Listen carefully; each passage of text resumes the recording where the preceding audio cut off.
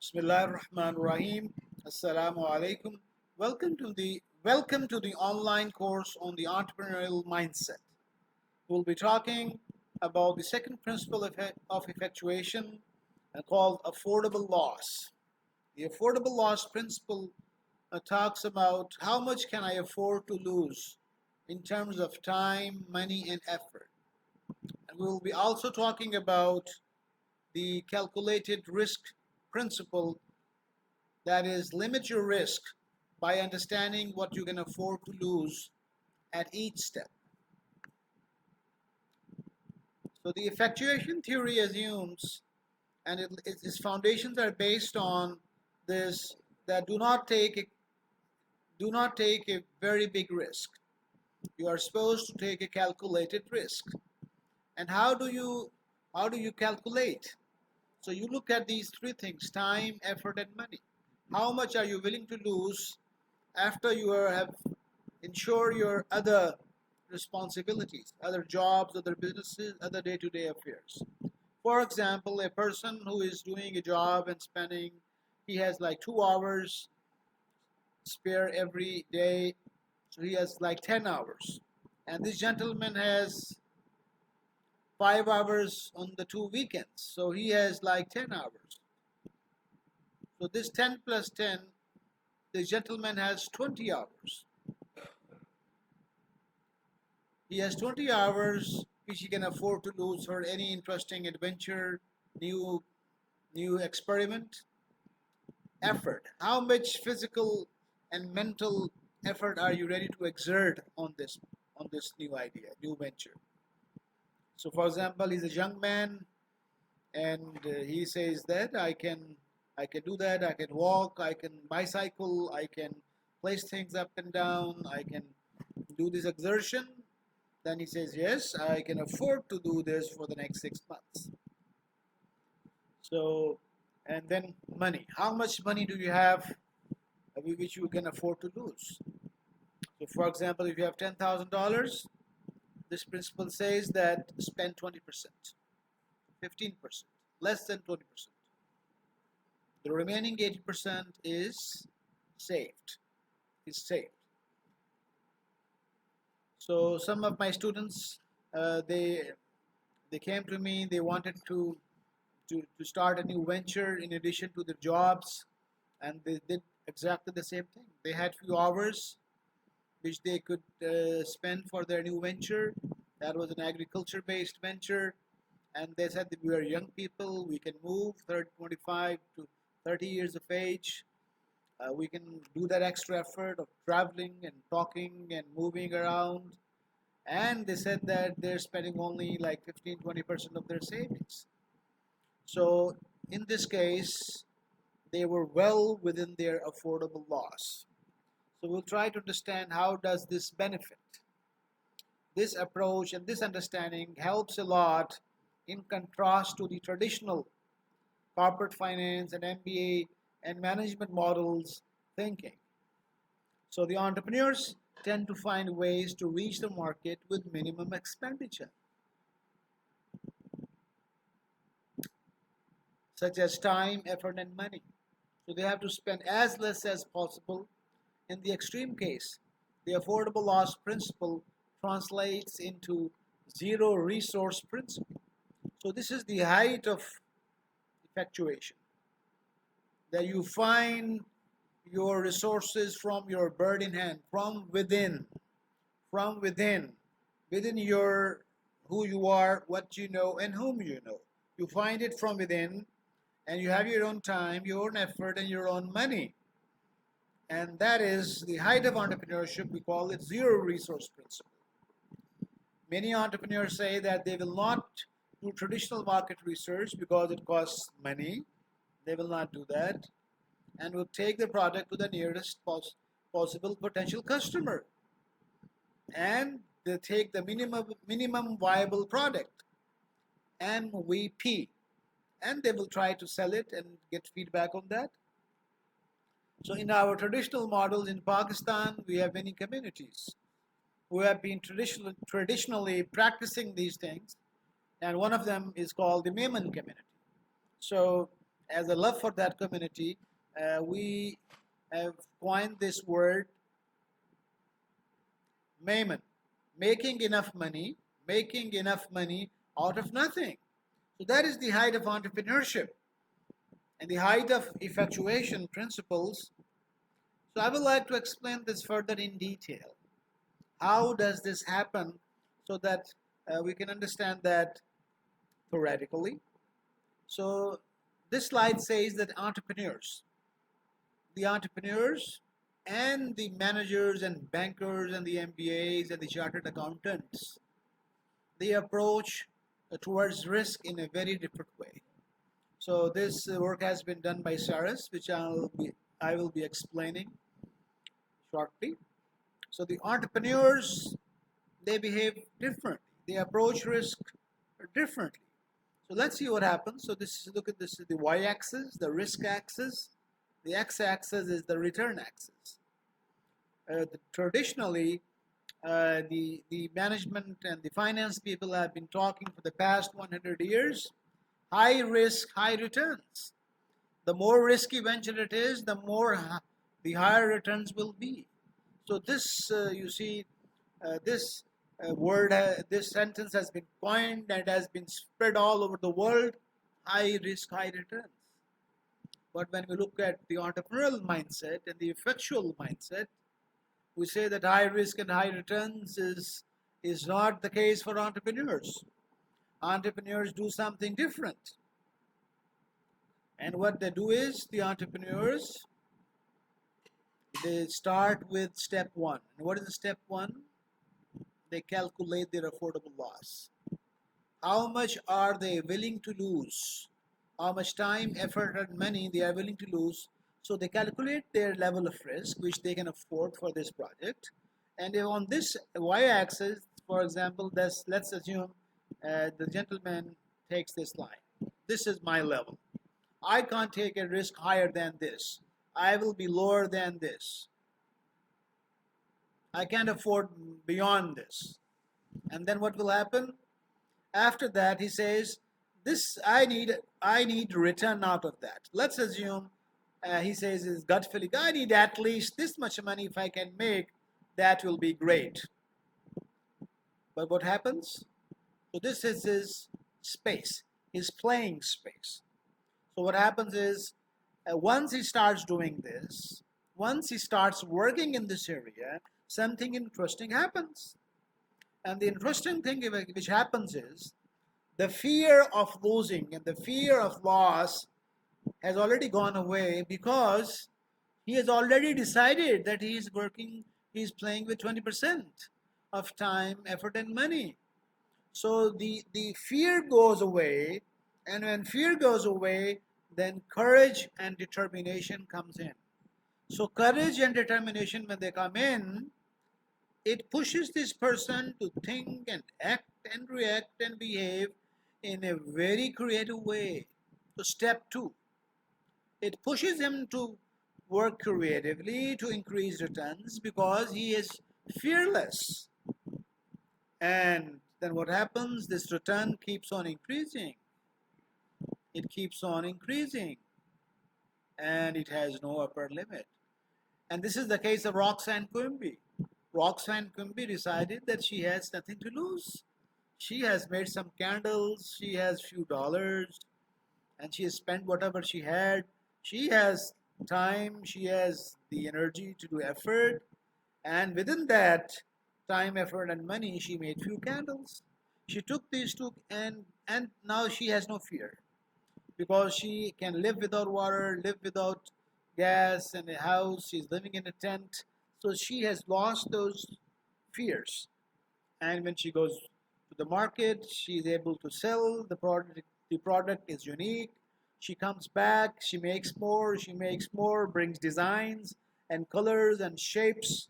She finds baby cloths, a new idea. Then she starts making birdhouses and lip balms, and the rest is history. So you see, within the affordable loss, she kept on doing various things. And gradually, of course, your affordable loss increases as you get more success. You can afford to lose more. So this is a very interesting uh, diagrammatical model which depicts that how entrepreneurs think and how do they approach towards risk. In contrast, the bankers, the managers, the MBAs, the chartered accountants, and they approach risk in a very different way. So first of all, they look at those projects which have a high return. Let's assume this is a conglomerate, a few people, they're very rich, and they would only go into those businesses which are high return businesses. So this is their line. They pick a target line that let's assume returns of like 60%. We want 60% return. And looking into that target, they start looking at various possible options. What will they do? They will hire consultants. They will hire some people, specialists who will do the work for them, find opportunities, refine opportunities. They will in turn hire consultants, develop a business plan, and then they will say, sir, for this 60% return, if you are making, for example, sugar, a sugar mill, so these are the associated risks. For this return, these are the risks. And then you will say, hey, these risk seems to be a bit high. Is there a way to get them down? So the consultants, the discussions will go on, and then they will find ways to reduce risk. What are the ways to reduce risk? To hire more consultants from the top-notch firms, the McKinseys of the world, and the technological consultants and the marketing consultants come in and they pitch in. And you know what they have to say? Their recommendations are to buy the state-of-the-art manufacturing machines and equipment from the best of the best, Italy and Germany and France. And you know what those companies say? Hey, gentlemen, you need to get OEM, original equipment manufacturers, and you need to get state-of-the-art people to manage that. So these recommendations come in: best consultants, best machines, best employees, and best CEOs, and the spares agreement with the OEM. Anything which needs repair has to be procured from the OEM. And then to further reduce the risk, they say, sir, let's go for insurance. So all of these things have a cost. So they bring the cost down, they bring the risk down, but at a very high cost. And of course, with that, your returns also come down to some extent. And but this is the space which they have decided for themselves. So this is the step one. Then what happens in step two? In step two, they try to reduce risk through insurance. So I've already mentioned that they try to reduce risk through various means and eventually coming down to insurance to go towards a very less risk. But what happens, the downside, with this model, they lose courage, determination, and creativity because they're trying to purchase that. Somebody else is doing that on their behalf who does not has a pain, who does not have a pain for them. So what happens is that anything which they can make for a reasonable amount, the cost goes 10 times, 15 times, 20 times, 50 times, and 100 times. So the cost goes on. So this is a big problem with the SMEs and the corporations. And this way of thinking has permeated throughout the whole world, the daily lives of people, managers, bankers, and those people who do decision making. And at the end of the day, the cost of every new venture is borne by the common man of this world. So one of the biggest lesson from this model is that we have to learn the effectual way of decision making, the effectual way of risk return relationship. We need to understand that. I would like to explain this in a bit simpler fashion. In these three pictures, this is a gentleman and he's looking for a jump. He wants to jump from here, around 1 feet. So if I ask a question, is this a risk? So many people will say, no, sir, it's not a risk. It is a calculated risk because this young man has nothing to lose. He's a young man, he's physically fit, he can jump. So this is called a calculated risk. Is this small girl, she is jumping from this, and it's like maybe she's around 2 feet. So is she taking a risk? We will say, sir, no, this is a calculated risk. And but what is if this ant standing at the bottom? If this ant says, "Sir, what is this?" If we ask the ant, "What is this? Is this a risk?" She says, "Wow, what are you doing, man? You are taking the greatest risk of your life." Because the ant is comparing this move in reference to her capacity. She is comparing this move with reference to her capacity. So that's why this question arises that when many big entrepreneurs do a lot of investments and a lot of adventures, the ordinary and the common people say, sir, he can afford to do that because he belongs to a family business. He's genetically coded and they can do that. But this is what we want to explain, that this gentleman, which we see him, he's taking a very big risk, and we say that he can afford to jump from Burj Al Khalifa, and he is taking this risk. He's spending like $500 million in this investment. $500 million, such a big risk. So my dear participants, we say that we need to understand the context. This gentleman is most probably spending 15 to 20% of his savings. He's playing with that. So he is not taking a risk, he is taking a calculated risk.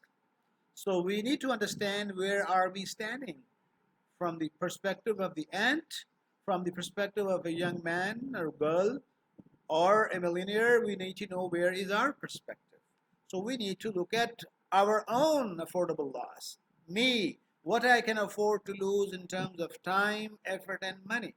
So this is a dilemma with the way the economists and the finance people explain risk, that it discourages people, it kills innovation and creativity, and it does not allow them to take small steps because they are looking for more and more resources, and that makes them, it makes them procrastinate. So this is a typical saying from an entrepreneur, and he would say that I would go out and try to make some sale. Rather than planning and making a strategy, he would go out and make some sale. I would learn a lot with people. Rather than spending time in marketing research, he would talk to them. And what are the obstacles? What are the questions? Which work better? So he is engaged in practical research. And he said I would go and try to sell it even before I started my production. The entrepreneur is not waiting for strategies. He will go for the minimum viable product. My market research would actually be hands-on, actual selling. My gut feeling, I will be building that. So in finding the first customer, what do? These entrepreneurs start from their immediate vicinity. Because the affordable loss principle is there, they have very less to lose. Social network, professional expertise within their, so they're doing something within their own resources, within their affordable loss. They do not tie themselves to any preconceived market or strategic universe they keep it open. They have a blurred idea, but they keep it open and flexible and adaptable. They open themselves to surprises, so which gives them new ideas as they move along, as we saw in the case of Roxanne Quimby.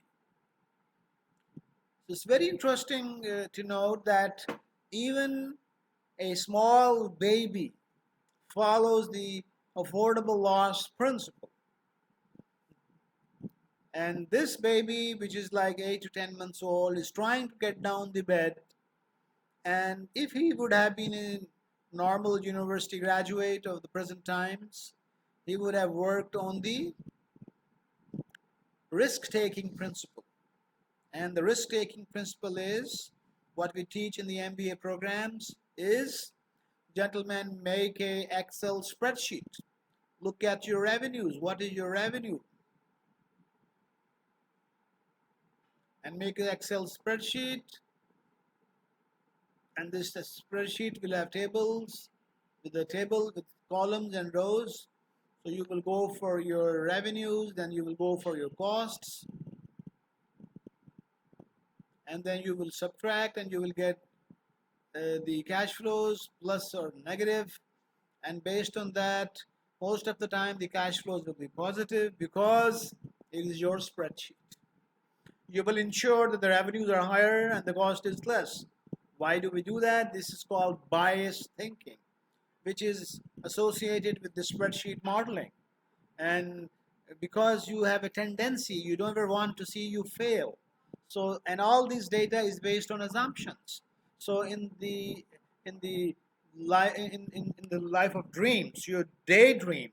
When you daydream and you take assumptions, you always ensure that the revenues are higher and the cost is less, and then the cash flows are positive, and then you use the finance tools, discounted cash flow techniques, to bring all these future cash into present, and you find NPV. And when the net present value of your model becomes positive, you say, hurrah, wow, you jump and you celebrate that this project, this model is going to work. It is net present positive and it will return money 40, 50. IRR is 40%, 50%. So this is the way which is we do in contrast to the affordable loss principle. So the downside of this model is it's all in the air, most of the time in the air, a lot of assumptions, a lot of daydreaming, and a lot of biasness and wishful thinking. And at the end of the day, you need a lot of money as an investment, and it gets difficult and challenging to get that. The baby model, the effectuation model, the affordable loss model, what does this baby do? Please go to this website link, which will be also fully provided in the in your LMS. And you see this baby tries to get down. He comes to the brink and sees it's too risky. He goes back. There are 3 pillows here. He brings the first one and the second one and the third one. He's looking for the fourth one. And then you see he doesn't stop here. Even after the third one, he still turns down, he upside down, and he brings his feet back. So he doesn't want to risk his head. He puts his feet towards the sand and gradually he jumps on the pillows. A very calculated risk taker. And surprisingly and interestingly, even our birds and animals living in the forests, the ants, they'll follow the same principle. So we will see that in detail. So this session was very important as it was explaining the very important principle of affordable loss. And we will conclude that we really need to learn this principle and apply it in our daily lives. And I'll be looking forward to see you in the next episode. Thank you very much.